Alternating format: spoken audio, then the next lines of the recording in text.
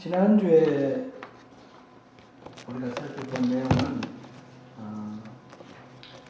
다윗이 가드왕 아기스에게 망명을 가서 시글락에 정착해 살던 당시에 다윗에게 닥쳤던 위기와 그 위기에 대한 다윗의 반응을 통해서 우리 신앙이 어떠해야 할지 살펴보았습니다. 다윗은 고국 이스라엘과의 전쟁에서 블레셋 편이 되어서 싸움을 할 뻔한 그런 위기를 맞이했습니다. 다행히 블레셋의 다른 왕들이 반대를 해서 그 전쟁에 나가지 못하고 시글락으로 돌아왔는데, 시글락에 돌아와 보니까 완전히 도시가 폐허가 되어 있고 그 남겨져 있던 가족들 모든 사람이 다 없어졌어요. 말하자면 누군가가 와서 다 불태우고 빼앗아가고 포로로 잡아가 버린 겁니다. 다윗은 그 상황 속에서 자기들의 안전을 지키지 못했다고 화를 내면서 돌멩이로 치려고 하는 부하들, 그 위기 속에서 그들에 대해서 적개심을 나타낸다든지 이렇게 하지 않고 하나님을 주목하고 하나님께 뜻을 물어서 어떻게 하면 좋을지 하나님 뜻에 따라서 그 약탈자들을 추적해 갑니다. 그래서 네게브 사막 거기에서 약탈자를 만나서 결국 이제 모두 다 섬멸하고 빼앗겼던 모든 물품들, 그리고 포로로 잡혀갔던 가족들 다 되찾아오고 더불어서 그들이 다른 데서 빼앗아간 것까지 전리품으로 그렇게 거두어서 다시 돌아오죠. 가는 동안에 이 600명의 군사 중에서 강행군을 해서 전쟁터까지 갔다가 돌아오고 다시 이렇게 추격하는 과정에서 지쳐서 낙오한 사람 200명이 있었어요. 그 보솔 시내에서 200명을 다시 만났는데, 따라간 사람 중에 400명 중에서 그 전리품을 나누는데 저 사람들 나눠서는 안 된다 이렇게 말하는 그런 주장이 있었어요. 그랬는데 그런 반대도 불구하고 다윗은 모든 사람, 오늘 우리가 함께 위했던 것처럼 그 전장에 내려간 사람이나 그 소유물 곁에 그러니까 보솔 시내에 머물러 있던 사람들이나 동등하게 이렇게 분배를 했습니다. 그 이유는 이 전쟁에 가서 가족들을 다 찾고 적을 물리칠 수 있었던 이유는 하나님께서 인도해 주셨고 싸워 주셨기 때문이라는 것을 고백하는 것이죠. 그래서 모든 것들의 이 전리품의 주인은 하나님이시다. 그래서 우리끼리만 나의 공로인 것처럼 차지할 수가 없고 전부 나눠야 된다. 이것이 그 이후에 이스라엘에 전쟁에 나가는 사람이나 머물러 있는 사람이나 항상 공평하게 분배하는 하나의 원리가 되었습니다.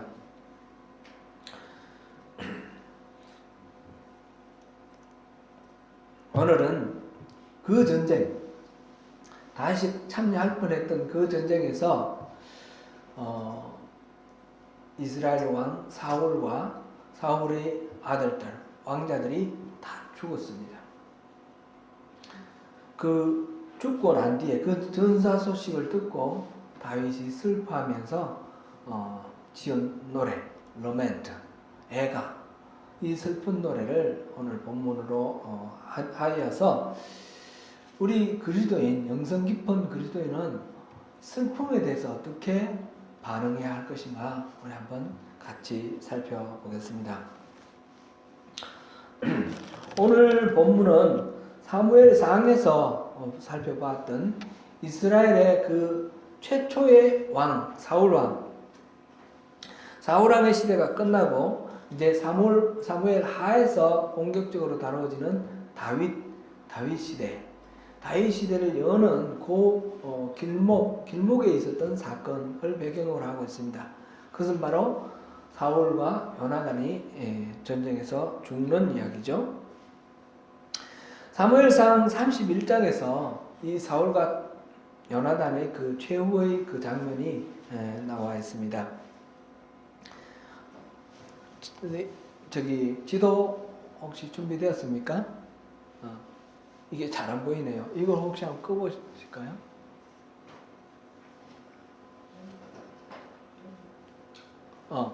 좀 지도가 보입니까? 네. 이게 지중해고요. 여기 이스라엘 땅이고, 여기에 사해.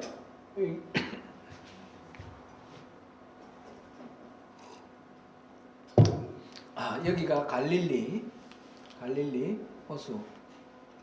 이렇게 돼 있는데, 이 땅을 이만큼이 이스라엘 땅이에요. 이스라엘 땅 이렇게 생각하면서 한번 보십시오.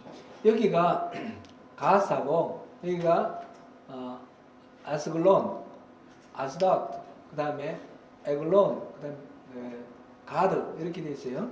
그러니까 여기가 이제 블레셋 땅이고, 여기가 예루살렘이에요. 여기가 예루살렘이고, 여기가 이제 사울 왕 때의 수도인 기브아 여기가 아니죠. 여기 중심부고, 전쟁이 지금 블레셋과 이스라엘 전쟁이 어디서 벌어지냐면 여위에서 벌어진다. 이게 이스라엘 평원입니다. 여기는 지금 높은 태백산 등줄기를 생각하면 됩니다. 이스라엘은 여기는 높은 산이고 산맥이고, 산맥 위에 도시들이 있고요. 여기는 바다고, 여기는 이제 평지고, 중간에는 셰펠라, 그래서 이제 구름들이 이렇게 있죠. 그래서 여기서 이리로 올라오는 것보다 이리로 난 길, 우리 그 신약 성경 할 때도 보았었죠. 신약 성경 개관할 때, 여기가 산지길, 여기가 해안길, 여기가 계곡길, 여기가 왕의대로, 네 개의 길이 이렇게 종으로 이렇게 있어요. 이렇게 횡으로 가는 길은 굉장히 가파른 산으로 오르락 내려가는 것이기 때문에 굉장히 어려운 그런 길이라서 이리로 올라가는 것이 평평한 길로 가서 여기서 만나서 전쟁을 하는 거예요. 이게 이스라엘 평원이라고 그래서 이스라엘 땅의 곡창지예요. 여기가 머깃도고, 여기가 우리나라로 치면 무슨 대관령이나 한계령이나 이런 것 같은 그런 고개가 이게 머깃도 패스. 이 나라에는 패스라는 게 있죠. 패스. 저 남섬에 가면 크라이처치에서 서쪽으로 넘어가는데 아스 패스 있잖아요. 그게 이제 고개라는 뜻이에요. 대관령 고개 패스. 그래서 아벡이 여기인데, 여기에서 집결했을 때 여기가 시글락이에요. 시글락. 이 이스라엘 백성들, 이스라엘의 그 다윗과 그 부하들이 여기 가서 집결해 있다가 다시 돌아왔어요.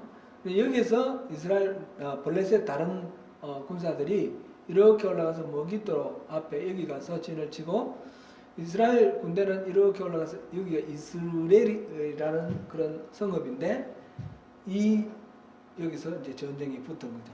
전쟁이 붙었는데 어떻게 됐습니까? 누가 이겼습니까? 블레셋과 이스라엘. 블레셋이 이겼습니다.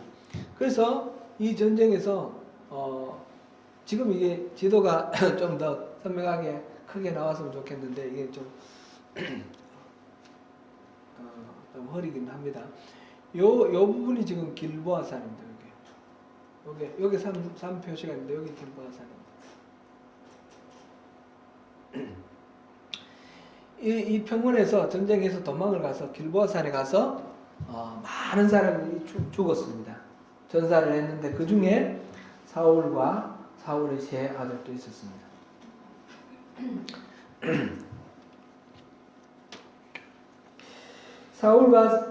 사울과 세 아들이 죽었는데, 그때 당시는 날아오는 화살에 맞았는데, 말하자면 유탄에 맞은 거죠. 유탄에 맞아서 블레셋 사람이 몰랐는데, 그 다음 날 죽은 사람들에게 가서 벗기를 갖다 그랬는데, 이거는 뭐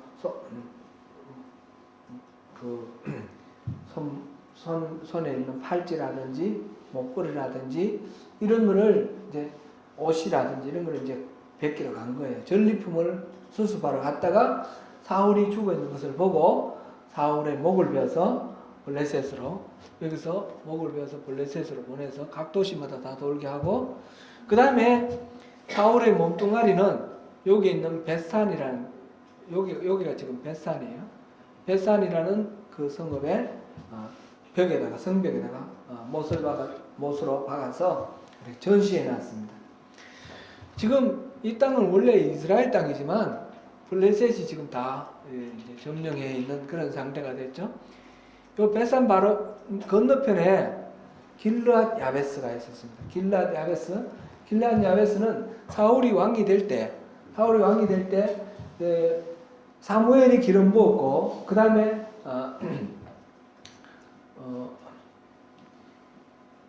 미스바에서 투표를 해서 그러니까 제비뽑기를 해서 각 지파별로 제비 뽑고 가문별로 제비 뽑고 해서 사울이 제비가 뽑혔어요. 기스의 아들 사울이 제비 뽑혔는데 그러니까 왕이 되는데 사무엘로부터 직접 기름 부음 받고 그 다음에 미스바에서 제비 뽑고 그래도 아직 왕으로서 대접을 못 받고 있어요. 그럴 때에 이 암몬이 나하스라는 왕일 때 암몬이 전쟁을 걸어왔습니다. 그리고 야베스가 멸망하게 되었는데 점령당하게 되었는데 구원을 요청을 했어요. 그럴 때 사울이 밭을 갈고 돌아오다가 그 소식 듣고 소를 잡아서 밭갈던 소를 잡아서 12토막을 해서 12지파께 보냈죠. 그래서 12지파가 전부 이제 그 호응을 해서 전쟁을 쳤습니다. 그래서 전쟁을 쳐서 결국 암몬을 물리쳤습니다. 그러고 난 뒤에 비로소 사울은 왕으로서 대접을 받습니다. 실질적으로 왕 역할을 하게 된 것은 바로 이 길르앗 야베스 전쟁에서 암몬을 물리침으로써 왕으로서 지도력을 인정을 받았습니다. 그러니까 길르앗 야베스 입장에서는 사울이 바로 생명의 은인이죠. 사울이 죽어서 벳산 성벽에 못 박혀 있다는 소식을 듣고 길르앗 야베스 사람들은 목숨을 걸고 몇 사람 선발해 가지고 가서 이 전시되어 있는 사울의 시체를 가져다가 잘 화장하고 잘 불태우고 장사를 지내서 화장을 했습니다. 이러한 상황이고요. 이때에 한 사람이 한 젊은 사람 아말렉 사람이라고 그랬는데 이 시글락으로 왔습니다.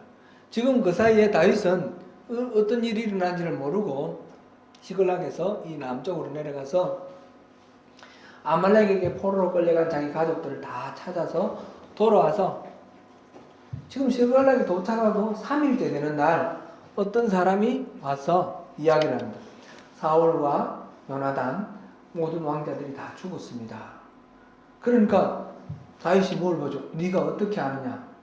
전쟁에서 지금 사울이 부상을 당해서 죽을 지경이 있는데 스스로 죽을 수 없으니까 죽을 힘이 없으니까 저에게 죽여달라고 해서 제가 칼로 찔러서 죽게 하고 왕의 왕관과 그리고 그다음에 용품을 가지고 왔습니다. 그러면서 그 왕관을 내놓는 거예요. 지금 이제 불 켜도 좋겠습니다. 네. 지금 이 상황은 사무엘상 1장 11절에서 12절을 보겠습니다. 이때에 이 소식을 들은 다윗의 반응입니다. 11절 12절 같이 보겠습니다. 시작. 이에 다윗이 자기 옷을 잡아 찢으매 함께 있는 모든 사람도 그리하고 사울과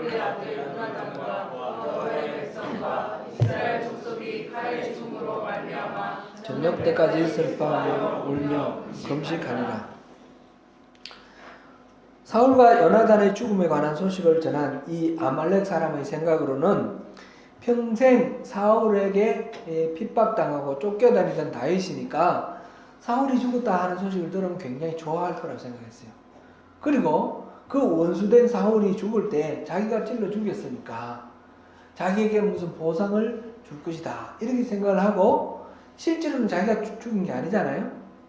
사울은 스스로 이 쫓기다가 화살 유탄을 맞고 그다음에 이렇게 무기 잡은 자, 종자로 늘 같이 따라다니는 사람에게 나 죽여달라는데 뭐 안 죽여주니까 자기가 스스로 칼에 엎드려서 죽었어요. 사울은 자살했고, 그러니까 무기 잡은 자도 같이 자살을 하고 그랬는데, 이 아말렉 사람이 자기가 죽였다 하면 보상을 줄까봐 내가 죽였습니다 거짓말을 했는데, 공을 이렇게 뻥튀기 해서 거짓말을 했는데, 그 이야기를 들은 다윗의 반응은 어땠습니까? 너무너무 슬퍼하면서 사울의 죽음을 기뻐하는 것이 아니라 너무너무 슬퍼하면서 그 사울을 죽인 저놈을 당장 죽여라. 그래서 그 아말렉 사람을 죽였습니다. 다윗은 사울과 요나단의 죽음을 비통해하면서 슬픈 노래, 애가, 로멘트를 만들어서 이것을 유다 족속에게 가르치라 이렇게 말을 했습니다. 이 말은 노래를 만들어서 그것을 백성들에게 가르치라고 하는 이유는 이 슬픔을 동참해서 함께 슬퍼하자 그런 이야기죠. 그리고 노래를 부른다라는 건 한 번 부르고 마는 것이 아니니까 계속해서 이 슬픔을 잊어버리지 말고 우리 일상의 삶 속에서 이 슬픔을 기억하자 그런 이야기입니다. 이 슬픔, 고통이라는 것은 우리 삶을 때로는 황폐하게 만들기도 합니다. 그 아픔과 고통 때문에 우리 마음이 이렇게 더 강팍해지고 황폐해질 수도 있어요. 또 반면에 이 슬픔과 고통을 우리가 어떻게 반응하느냐에 따라서는 우리 인생이 더욱 풍성해지기도 합니다.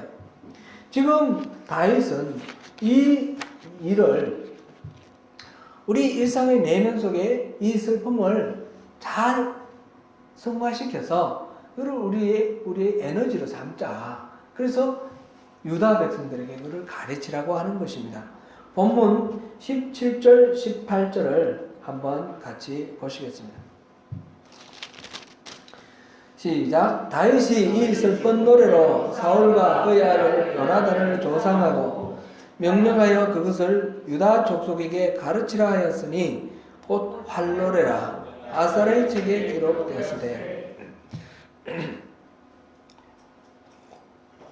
18절에 의하면 다윗이 지은 이 애가 이 러멘트를 통상 활노래라 이렇게 부른다는 거죠. 이 이야기가 이 노래가 왜 활노래일까? 이런 의문이 생깁니다. 그 이유는 22절에 있습니다. 같이 한번 보시겠습니다. 시작. 죽은 자의 피에서 용사의 기름에서 요나단의 활이 뒤로 물러가지 아니하였으며 사울의 칼이 헛되이 돌아오지 아니하였도다. 요나단의 활이라고 지금 나와 있어요. 그래서 활노래라고 부르는 겁니다. 그런데 이 내용의 뜻은 잘 모르겠어요. 우리 한글 번역이 좀 어렵습니다. 그래서 공동번역을 제가 찾아왔습니다. 한번 같이 읽어보겠습니다. 시작. 요나단이 한 번 활을 쏘면 사람들은 피를 쏟으며 쓰러졌고 그 살에는 적군 용사들의 기름기가 묻고야 말았는데 사울이 한 번 칼을 휘두르면 사람들은 피를 쏟으며 쓰러졌고 그 칼에는 적군 용사들의 기름기가 묻고야 말았는데 이렇게 요나단의 활, 사울의 칼 이게 얼마나 훌륭했는지 위대한 용사였는지 그걸 지금 아쉬워하면서 찬양하는 거죠. 메시지 성경도 우리가 좀 참조하면 좋겠습니다. 요나단의 활은 대담무쌍하여 큰 적일수록 더욱 무참히 쓰러뜨렸고 사울의 칼은 두려움을 몰라서 한 번 칼집을 떠나면 그 무엇도 막을 수 없었다. 사울은 칼을 잘 쓰는 무사였고 요나단은 활을 잘 쏘는 그런 사람이었습니다. 사무엘상 20장에 보면 다윗이 사울의 그 위협에서 도망 나왔습니다. 도망 나왔을 때 요나단과 신호를 가지고 신호를 합니다. 그래서 어떻게 하면 도망가고 어떻게 하면 머무르고 그럴 때 그 신호를 사용한 것이 바로 활이죠. 요나단이 활을 쏘서 그 아버지 사울의 마음을 이렇게 전달합니다. 지금 다윗은 요나단의 죽음을 슬퍼하면서 요나단이 쏘았던 그 활을 기억하고 있습니다. 요나단은 활을 잘 쏘는 사람이고 또 활로 가지고 그런 사인을 보냈던 것을 기억하면서 이 노래를 활의 노래다 그렇게 이름하고 있습니다.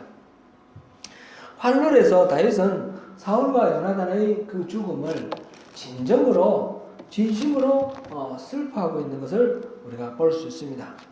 오라 두 용사가 엎드려졌다. 이 말을 지금 19절에서도 그 말을 하고 25절 그 다음에 27절에 반복해서 그 말을 하고 있습니다. 다윗은 사울과 요나단을 두 용사라고 표현했고 민족의 위대한 지도자 용사다 이렇게 지금 인정하고 표현하고 있습니다. 사울은 과연 용사였죠. 사울은 이스라엘의 왕이 될 때에 앞서 말씀드렸듯이 길랏 야베스가 침공당했을 때 그 길랏 야베스를 침공해온 암몬을 물리칠 때 그럴 때에 온 민족을 이끌어서 그렇게 전쟁을 수행을 했습니다. 그것뿐만 아니라 우리가 사무엘상에서 보면 이 사울이 수많은 전쟁에서 승리하는 것을 봅니다. 승리를 예를 들어서 아말렉을 진멸하라 그랬는데 진멸 안 하고 남겨두어서 문제지 전쟁을 완전히 승리를 하는 거예요. 블레셋과도 수많은 전쟁을 하는데 어려움을 겪고 있지만 그러나 전쟁을 해서 승리를 해냅니다. 아까 전쟁 지도 한번 다시 한번 띄워주실래요?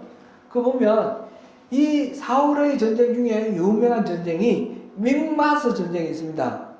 믹마스 전쟁은 바로 사무엘상 14장에 나오는데 여기에 나오는 이 전쟁 여기 지금 네모 나와 있는 이게 이제 믹마스 전쟁을 그리고 있습니다. 기브아 수도 바로 근처에 지금 블레셋 사람들이 와서 여기 믹마스라는 곳을 점령하고 있습니다. 그럴 때에 요나단과 사울이 군대를 나누어서 요나단은 게바에 그리고 사울은 기브아에서 그래서 전쟁을 칩니다. 그때 당시에 이 블레셋은 철기 문화를 이제 누리고 있습니다. 이 이스라엘은 철기가 없습니다. 그래서 철을 다루는 철공도 없고 그래서 보습이나 괭이나 칼이나 뭐 이런 것들을 농기구를 별러야지 이렇게 이제 새로 만든 도구를 쓸 수 있는데 그러면 블레셋에 내려가서 그것을 별러 와야 되는 것입니다. 그래서 쇠로 만든 칼은 사울과 요나단 두 사람밖에 갖고 있지 않았다고 그랬습니다. 지금 믹마스 전쟁할 당시에. 지금 나머지는 전부 쇠막대기나 아니면 나무 꼬쟁이 이런 걸 들고 있는 거예요. 우리나라 역사에 보면 그 농민 반란 일어날 때 죽창 이런 거 있잖아요. 그런 식의 아주 낙후한 그런 무기를 가지고 있습니다. 반면에 블레셋은 전부 쇠로 된 칼과 창을 가지고 있습니다. 선진 무기, 최첨단 무기를 갖고 있고 이쪽에는 아주 그냥 주먹구구식 무기 같지 않은 무기를 들고 있습니다. 그랬는데 이 전쟁에서 이겼어요. 어떻게 이겼습니까? 이 사울이 이 요나단이 용감하게 싸웠기 때문에 하나님께서 그 싸움을 또 진행해 주십니다. 이 전쟁 사울군이 적진에 가보니까 자기들끼리 싸우고 다 죽어버렸어요. 블레셋 사람이. 하나님은 사울을 그러한 이스라엘의 민족의 영웅으로 세워두고 그를 지도자로 세웠습니다. 이렇게 사울은 용사였습니다. 요나단도 마찬가지입니다. 그 믹마스 전쟁 때 보면 이 요나단이 자기 무기를 든 자, 종자 한 사람, 하인 한 사람만 데리고 두 사람이 적진으로 올라가서 20명을 죽였다 그랬습니다. 20명을 죽였는데 적진이 완전히 혼란에 빠져버려요. 그래서 이 이스라엘 편에서 사기가 충천해서 그냥 공격해 들어가서 블레셋을 물리칩니다. 그때 사울이 좀 망령되게 맹세를 해요. 금식을 선포하고 누구든지 먹는 사람을 죽인다 그랬는데 이 요나단은 그 소식을 듣지 못하고 꿀을 먹었습니다. 석청을 따먹었습니다. 그랬는데 그것이 밝혀져서 결국은 사울이 요나단을 죽일 수밖에 없게 되었어요. 그랬을 때 온 백성이 이 전쟁을 승리하게 만든 주인공이 바로 요나단인데 요나단을 죽일 수 없습니다 해서 모든 백성들이 사울을 만류를 해서 요나단이 살아납니다. 그걸 보면 요나단은 모든 백성들로부터 신뢰를 얻고 있고 신망을 얻은 사람입니다. 왕감으로도 부족하지 않은 사람입니다. 다윗은 왕감이고 요나단은 왕감이 못 되어서 바꾼 것이 아닙니다. 요나단도 충분히 그런 용사이고 리더였습니다. 민족의 두 영웅을 잃은 슬픔도 슬픔이지만 다윗에게는 이 사울과 요나단에게는 특별한 다른 느낌이 있습니다. 평생을 자기를 죽이려고 쫓아다니던 사울왕. 그가 죽었으니 이제는 더 쫓겨다니지 않아도 되겠고 이제 자기가 왕이 되는 그 자리 이미 기름 부음 받아서 하나님이 나를 왕으로 삼는다는 걸 알고 있었죠. 어릴 때부터. 그 길에 중요한 이 장애물이었던 사울이 죽었습니다. 그러면 한편으로 기뻐할 수도 있는 것이고 이제 도망다니지 않아도 되니까 안도할 수도 있는 그런 상황입니다. 그러나 다윗은 그 사울의 죽음을 옷을 찢고 금식하면서 슬퍼합니다. 어느 측면에서도 기뻐하거나 좋아하는 장면이 없습니다. 사울을 죽였다고 거짓말하는 그 아말렉 사람을 그 자리에서 적결 처분하는 것을 봐서도 이 다윗의 마음은 진정인 것 같습니다. 혹시 다른 지파 사람들, 이스라엘 사람들에게 마음에 어떤 환심을 사기 위해서 지금 거짓으로 위선적으로 사울의 죽음을 슬퍼하는 것일까요? 그렇게 생각할 수도 있겠지만 저는 그렇게 보지 않습니다. 다윗의 슬픔은 가식이 아닌 진정한 슬픔이었습니다. 사울은 다윗의 장인입니다. 말하자면 이 부모와 자식의 관계나 마찬가지입니다. 그러면 부자 간의 관계는 사랑해야 되는 관계 아닙니까? 한없이 보호해주고 지원해주고 사랑해주는 그런 관계여야 되는데 이 사울이 이 다윗을 죽이지 못해서 안달이라고 끊임없이 정오와 시기에 불타서 다윗을 추격하고 쫓아다니는 그런 미움의 관계로 되었습니다. 그런데 이 미움의 관계, 잘못된 인간관계가 회복되어야 되지 않겠습니까? 화해가 이루어져야 되지 않겠습니까? 그런데 사울이 죽어버렸어요. 다시는 회복할 수 없는, 이 관계는 다시는 회복할 수 없는 그런 관계가 되고 말았습니다. 얼마나 참 마음 아픈 그런 상황이겠습니까? 다윗은 그것을 슬퍼하고 있습니다. 뿐만 아니라 사울이 생각할 때 계속해서 시기심과 정모와 원망 이것에 사로잡혀서 사울은 지금 미친 사람이 되었습니다. 정신이 이상이 되었어요. 그렇게 자기를 쫓아다니다가 비참하게 죽은 그 사울을 생각할 때 한없는 그 긍휼함과 그 안타까움 그것 때문에 지금 울고 있는 것입니다. 다윗은 그렇게 사울을 생각하면서 마음 아파하면서 울고 있었습니다. 다윗의 요나단의 죽음에 대한 슬픔은 또한 어떤 것입니까? 다윗은 요나단을 내 형 요나단이여 이렇게 불렀습니다. 26절 우리 같이 한번 보겠습니다. 내 형 요나단이여 내가 그들을 애통하면 그들은 내게 힘이 아름다움이라 그대가 나를 사랑함이 기이하여 여인의 사랑보다 더하였도다. 여기서 아름답다라는 말은 뭐 외모가 출중하다 그런 뜻은 아니겠죠. 당연히 너무너무 관계가 보기 좋다 이런 의미도 되지만 NIV 영어 성경에 보니까 You were very dear to me. 나에게 너무너무 소중하다. 그렇게 표현을 하고 있습니다. 요나단의 사랑을 다윗은 여인의 사랑보다 승하다. 여인의 사랑보다 더 좋다. 이렇게 말하고 있습니다. 여인의 사랑이 어떻습니까? 남자와 남자, 우리 친구들이 있습니다. 어릴 때부터 자라면서 또는 어른이 돼서 만난 친구들. 남자와 남자끼리, 여자와 여자끼리 친구가 되어 있는데 서로 의지하면서 비밀을 나누고 아주 깊은 그런 친구가 있습니다. 그러나 그 어떤 친구도 우리가 서로 결혼해서 우리 함께 살아가고 있는 내 남편, 내 아내보다 더 친밀한 친구가 있습니까? 그럴 수가 없습니다. 아무리 친한 친구도 이 여인의 사랑보다 성하다라는 것은 이 부부의 사랑을 이야기를 합니다. 부부의 사랑은 단순히 육체적으로 결합하는 것뿐만 아니라 영혼이 결합되어 있습니다. 그런데 이 요나단의 사랑은 이 부부간의 사랑보다도 더한 사랑이라는 거죠. 이 영혼의 사랑, 깊은 그 영혼의 사랑의 경지까지 도달했다는 것이죠. 지금 요나단은 자기가 왕의 자리에 가야 되는데 이 다윗이 끊임없이 위협이 된다고 자기 아버지는 다윗을 죽이려고 합니다. 그런데 요나단은 그 다윗을 계속해서 감싸주고 보호해주고 지켜주고 도와줍니다.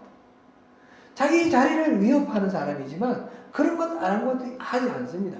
자기가 왕이 되는 것보다 다윗이 왕이 되는 것이 더 좋다 말합니다. 자기의 어떤 지위나 권리나 누리는 것이나 소유나 그 모든 것보다도 자기 생명보다도 더 다윗을 사랑합니다. 이런 사랑이 지금 남녀 간의 사랑보다도 더한 사랑이 지금 요나단과 다윗 사이의 우정입니다. 그래서 다윗은 그 잃어버린 이 요나단의 사랑, 다시는 누릴 수 없는 그 사랑을 안타까워하며 아파하며 슬퍼하고 있는 것입니다. 이 부분을 메시지 성경 번역으로 한번 읽어보면 좋겠습니다. 26절 메시지 성경으로 같이 읽습니다. 시작. 내 사랑하는 형제 요나단이여, 그대의 죽음에 내 마음은 무너져 내리요. 기적과 같은 그대의 우정은 내가 지금껏 알았던 앞으로 알게 될 그 무엇보다도 더한 사랑이었어. 사울과 요나단의 죽음에 대한 다윗의 슬픔은 가식적인 또는 정치적으로 이렇게 꾸미는 그런 슬픔이 아니라 참으로 진실한 진정한 슬픔입니다. 다시는 기회가 없는 상실로 인한 비통감입니다. 부당한 미움을 가지고 평생을 자기를 고통 속에 몰아넣었던 그 사울의 죽음에 대한 슬픔, 한없이 자기를 비호해주고 사랑해주고 보호해줬던 요나단을 잃은 그 사랑, 두 슬픔은 똑같은 슬픔입니다. 다윗은 사울과 요나단의 죽음 앞에서 자신의 이해관계에 빠지지 않았습니다. 자신의 감정에만 얽매이지도 않았습니다. 하나님이 주신 사랑의 대상, 그 어그러진 사랑과 다 못한 그 사랑을 이런 아픔 속에서 마음껏 슬퍼하면서 백성들에게도 이 사랑을 같이 공유하자. 사울과 요나단은 그렇게 우리에게 소중한 사람이다. 그것을 지금 가르치면서 노래하고 있는 것입니다. 며칠 전 이탈리아 북부 베르가모라는 도시의 지역신문에 부고란이 10면 10페이지에 이르렀고 150명, 조그만 도시에서 150명이 죽어서 그 사망자의 소식을 싣고 있었다고 뉴스에 나왔습니다. 코로나 바이러스가 온 세계에 퍼져 맹위를 떨치고 있습니다.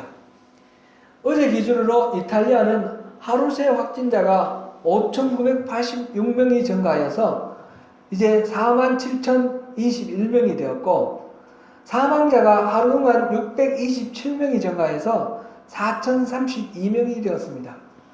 스페인도 확진자가 하루 4,514명이 증가해서 총 24,926명이 되었고 사망자도 285명이 늘어서 총 1,326명이 되었습니다. 미국도 만만치 않습니다. 확진자는 하루 5,342명이 늘어서 19,781명이 되었고 사망자는 58명이 늘어서 276명이 되었습니다. 초반에는 중국 다음으로 심했던 우리 조국 대한민국은 확진자가 147명이 늘어서 8,799명이 되었고 사망자는 2명이 늘어서 104명이 되었습니다. 우리가 살고 있는 새로운 조국 뉴질랜드는 상대적으로 덜하지만 확진자가 13명이 늘어서 지금 52명이 되었습니다. 확진자 수로 세계에서 95번째가 되었습니다. 현재까지는 사망자도 없고 또 확진자 수도 비교적 적은 편이고 대부분 외국에서 이렇게 들어온 사람들이거나 그 가족들이었습니다. 그래서 그 루트가 잘 확인되었고 잘 통제되어서 왔는데 어제 발표된 사람 그 13명 중에서 2명, 오클랜드 한 사람, 웰링턴 한 사람은 이 감염 경로가 밝혀지지 않았습니다. 그래서 혹시 지역 감염이 아닌가 하는 생각을 가지고 지금 예의주시하면서 계속해서 조사하고 있습니다. 그래서 어제 앞서 말씀드렸듯이 자신다 아던 총리가 연설을 하면서 경계 단계를 2단계로 상향 조정하였습니다. 그저께 나온 대책으로 야외 500명 이상, 실내는 100명 이상 모이는 어떤 형태의 모임도 금지되었습니다. 한인교회들도 지금 오늘 제 아들 찬샘이 아시지 않습니까? 찬샘이 교회도 교회는 일단 성도들은 각 가정에서 영상으로 예배드리도록 그렇게 했고 그다음에 이 한우리 교회나 임마누엘 교회나 여러 교회들이 그렇게 결정한 것으로 제가 알고 있습니다. 교회에서는 이제 교역자들만 모여서 그렇게 예배를 하는 것 같습니다. 눈에 보이지 않는 바이러스로 인해서 사람이 무수히 죽어나간다는 이 사실 자체가 무섭기도 하고 슬프기도 합니다. 메르스 때도 그랬지만 이번 이 코비드-19 여기에서도 사람이 죽어가는데 가족도 인정할 수가 없습니다. 격리되어 있습니다. 사랑하는 사람이 죽어가는데 마지막 작별 인사도 할 수 없이 그렇게 헤어지는 것입니다. 한마디 이별의 말도 할 수 없는 것이 죽었다는 사실보다도 가족이 죽었다는 사실보다도 더 가슴 아픈 그런 일입니다. 하나님을 높이고 찬양하는 예배도 우리가 이제 마음대로 드릴 수가 없는 상황이 되었습니다. 이 얼마나 슬픈 일입니까? 데살로니가 전서 5장 16절에서는 항상 기뻐하라 하였습니다. 이 말씀을 알고 있는 우리는 슬픔에 대해서 제대로 슬퍼할 수도 없는 그런 우리 마음의 부채가 있습니다. 슬픈 일을 당해도 기뻐하라 그랬으니까 기뻐해야 됩니까? 그렇다면 하나님은 우리에게 슬퍼하는 것을 전적으로 금지하시는 것일까요? 슬퍼하면 싫어하실까요? 그렇게 볼 수는 없을 것입니다. 슬픈데 억지로 기쁜 척하라 그런 의미는 아닐 것입니다. 요나단을 잃은 다윗처럼 슬플 때 슬퍼하는 것이 당연하고 자연스럽습니다. 다만 우리에게는 그 슬픔에 빠져있지 않고 그 슬픔을 기쁨으로 승화시킬 수 있는 그런 방법이 있습니다. 그런 능력이 있습니다. 그래서 우리는 슬픔 가운데서도 기뻐할 수 있는 것입니다. 그 열쇠는 무엇입니까? 부활의 소망입니다. 다윗은 사울과 요나단의 그 이별을 다시는 회복할 수 없는 영원한 이별이라고 생각했기 때문에 가슴을 찢으며 비통하게 슬퍼했습니다. 그러나 우리는 다윗이 알지 못하던 것을 알고 있습니다. 예수님께서 부활하셨고 우리 또한 부활할 수 있다는 사실입니다. 그러므로 상실과 소멸의 이 끝없는 허물 위에 영원한 생명을 함께 누릴 수 있는 부활의 소망이 있습니다. 그럼 우리는 제대로 슬퍼할 수 있습니다. 그리고 제대로 기뻐할 수 있습니다. 사랑하는 성도 여러분, 이 슬픔 앞에서 우리가 이렇게 기도하면 좋겠습니다. 제가 기도하겠습니다. 하나님이여, 은혜를 베푸셔서 조속히 치료제와 백신이 개발되게 해주십시오. 전염병의 공포 가운데 가족조차 만나지 못하고 슬픈 죽음을 맞는 온 세계 환자들과 그들을 임종조차 하지 못하고 가슴 찢으며 보내야 하는 사랑하는 유가족들에게 하나님의 크신 위로를 베풀어 주십시오. 하나님을 마음껏 예배하지 못하고 환경 때문에 어쩔 수 없이 제한하고 절제해야 하는 우리들에게 마음 놓고 예배할 수 있는 것이 얼마나 큰 기쁨인지 깨닫게 하여 주시고, 이 어려운 시련 기간 동안 신앙이 소극적으로 되거나 게을러지지 않도록 도와주세요. 함께 모여 정한 순서대로 예배하는 의식보다도 살아가는 삶의 현장이 모두 예배가 되도록 우리를 더욱 정결하게 하시고 우리 삶을 받아주세요. 예수님 이름으로 기도합니다. 아멘.